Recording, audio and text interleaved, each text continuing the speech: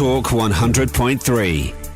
7:13 on the clock. A very good morning to you. Joining us in our conversation is Dr. Khadija Abdelbary, a specialist pediatrics, and she's here to talk to us about how many students actually spend about 3 hours in the school bus commute, and all the doctors have actually warned of health hazards. Good morning, doctor. Welcome to the show.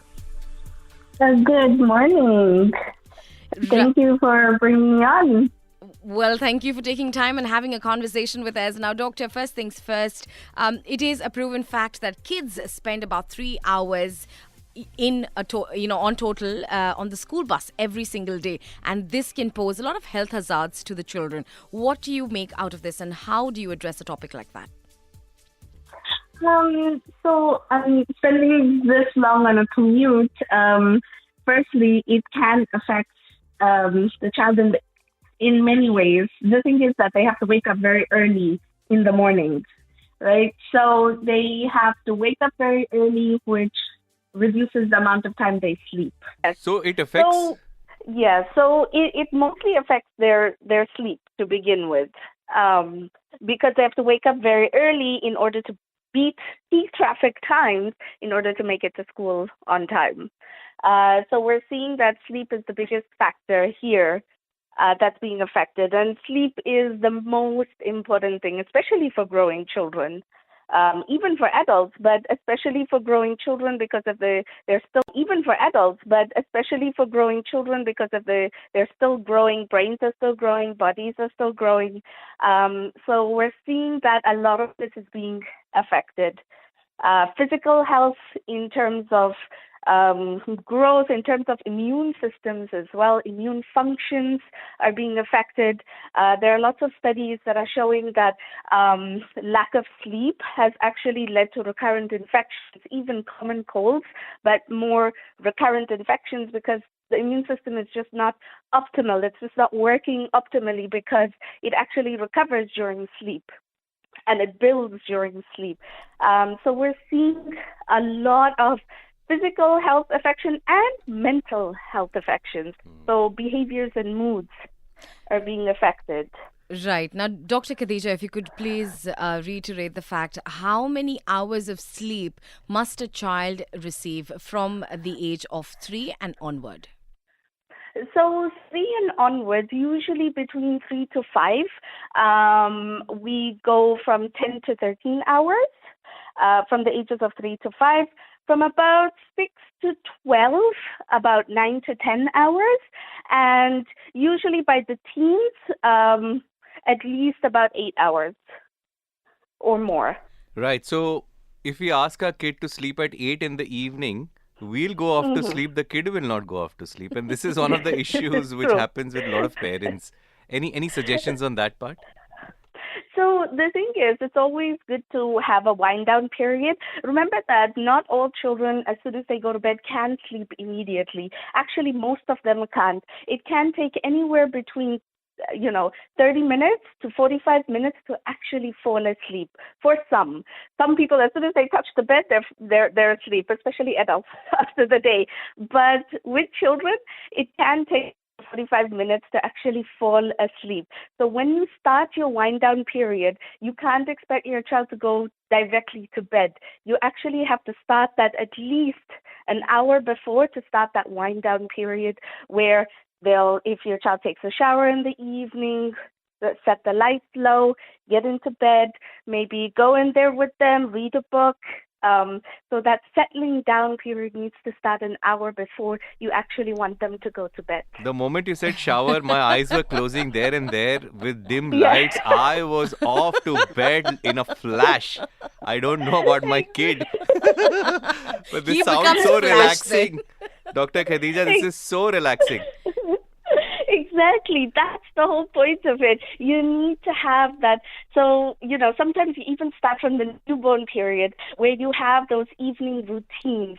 So having an evening routine and just settling down, relaxing, switching off everything, devices gone, no sugars in the evening, caffeine children shouldn't be having anyway, but especially sugars, avoid them, by the evening time, and just settling down Showers really help to relax overall, physically, mentally. So that's always good to have in the evening, but this really depends on families. If you don't prefer that, that's completely fine. Just have a settling down period an hour before you actually want them to go to bed. Right. Absolutely. Dr. Khadija, anything for parents who are straddling the lines where the kids are concerned, especially sleep routine hygiene? Is there something called as a sleep routine hygiene that we can maintain? And for the ones who really are struggling it, could you put things into order so that we can follow it to the T? So that's what I was mentioning. That's part of the sleep hygiene. So sleep hygiene is, as I was mentioning, have a settling down period, put the lights down low, no sugars, at least an hour, 2 hours before bedtime. And so it's just that whole settling down period and not doing anything overstimulating before bedtime, minimum 1 hour to 2 hours before bedtime. Screens must go off minimum 1 hour. I prefer 2 hours before bedtime because we don't want them to be overstimulated. You can jump around an hour before bedtime, but that whole 1 hour is very important before actually going to bed, and that's your whole sleep hygiene practices towards the evening. Right. So one takeaway that I'm going to take is, of course, make it very relaxing, unwind time while sleeping, and make sure that your kid gets at least 10 hours between the age of 6 and 12. Exactly. So the thing is, it's 9 to 10 hours. 9 to 10 hours is sufficient. So anything more than 9, we're happy with. I'll be very happy if he sleeps for 10 to 12 hours. Any foods, yes. Dr. Khadija, any foods to consume that can help build good sleep? Right, that's a very good question. So there are foods that are naturally high in something called melatonin.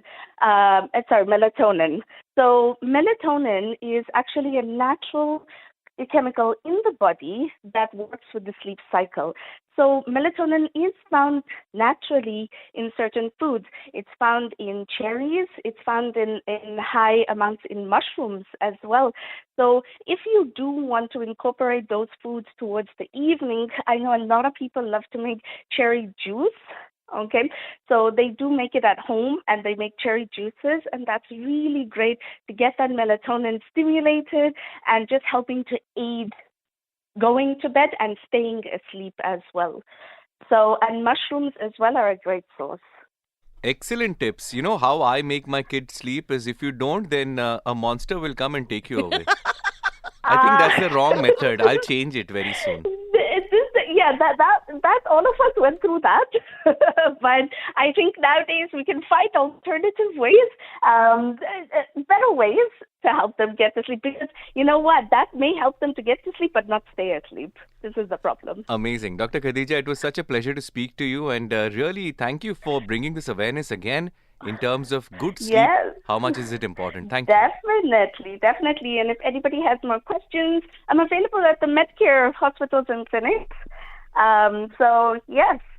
Thank you. Sleep, I advocate for sleep. Thank you, Dr. Khadija. You've been very kind in coming in the radio and answering all our queries. Thank you. Good morning. Thank you. Welcome. Thank you. Dr. Khadija, specialist pediatrics, आपको Medcare में मिल जाएंगी. सुनते रहिए Talk 100.3. This is Talk 100.3. Are you ready for the